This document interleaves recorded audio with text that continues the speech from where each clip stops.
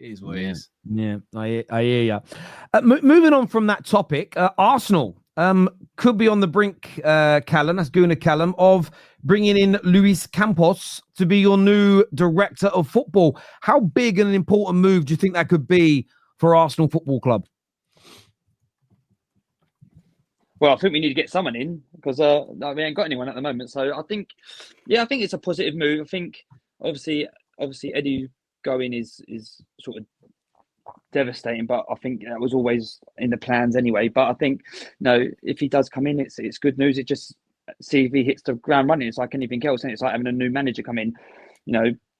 You've got to give him time to bed in and see what he brings. But ultimately, it's we've got to move forward, and I think it's just seeing what he can do and what he brings in, really. But I think I do think Edu leaving is going to be a big miss, and I think there is going to be a time where a transition period ultimately.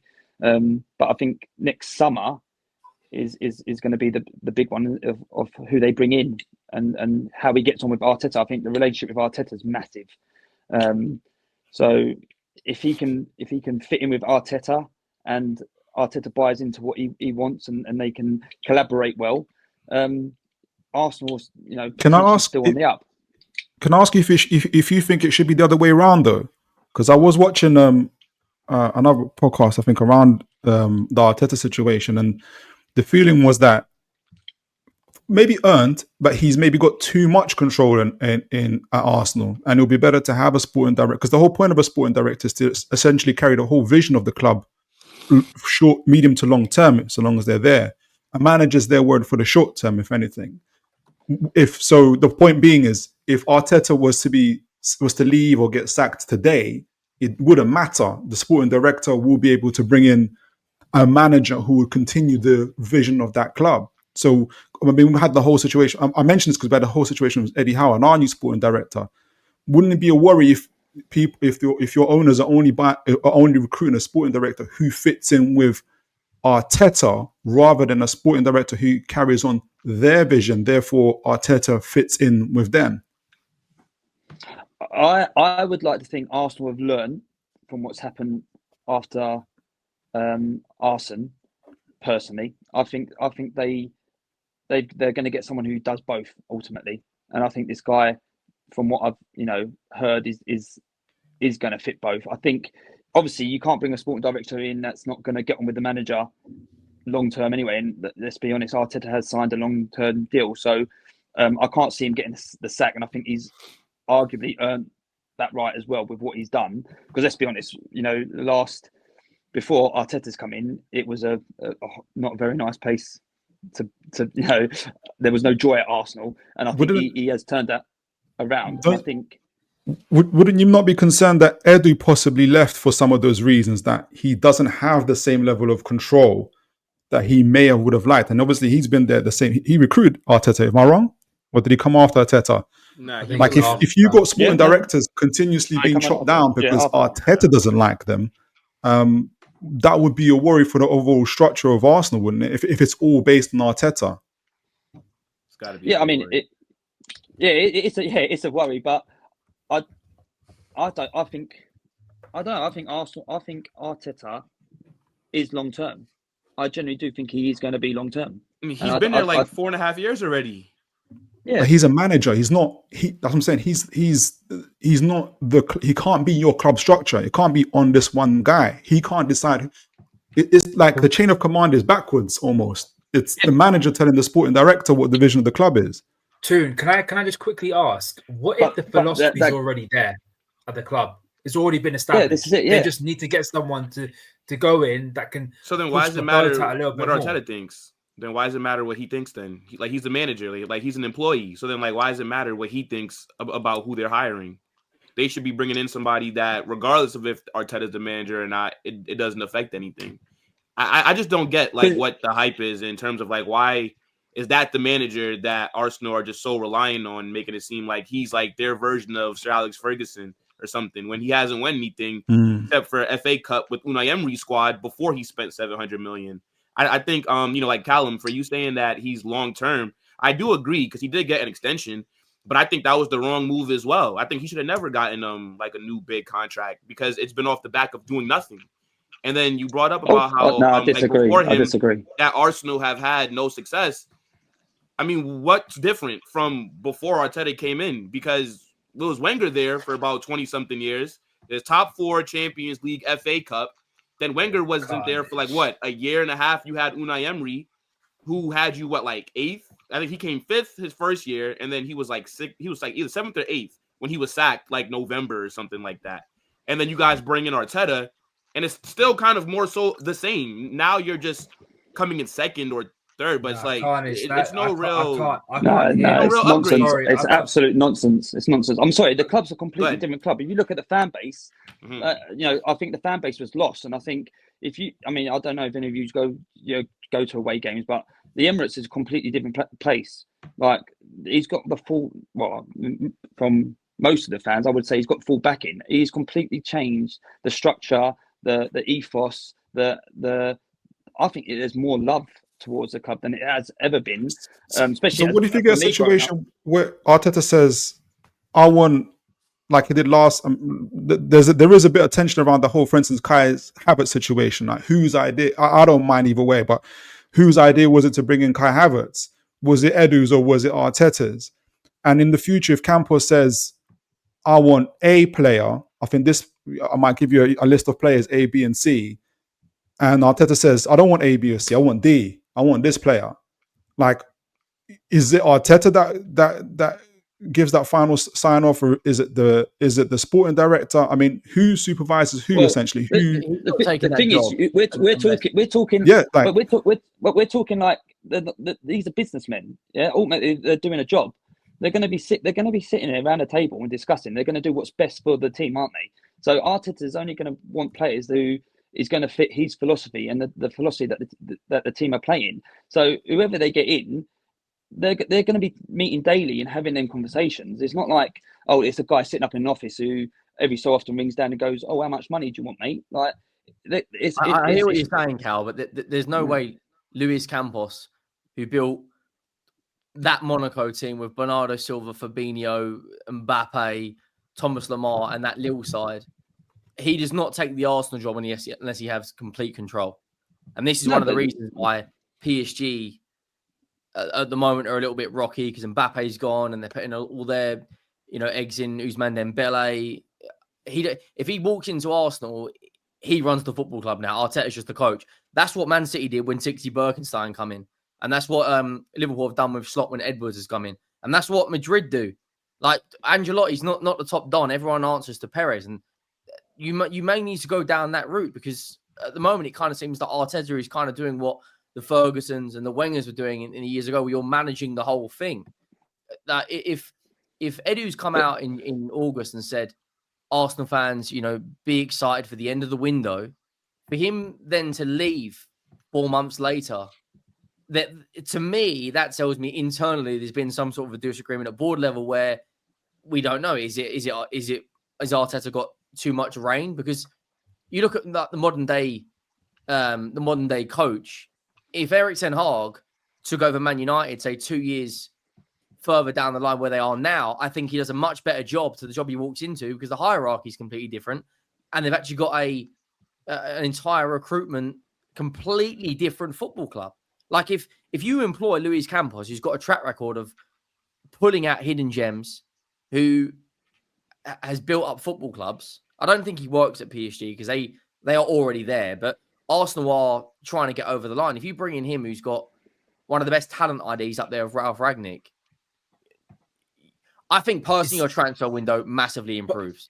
But this is the thing, right? It's such a fine line, because you can't just bring in some random person to come into not sort of transform, but implement what Arsenal want to do in terms of getting over that line and winning Premier League titles.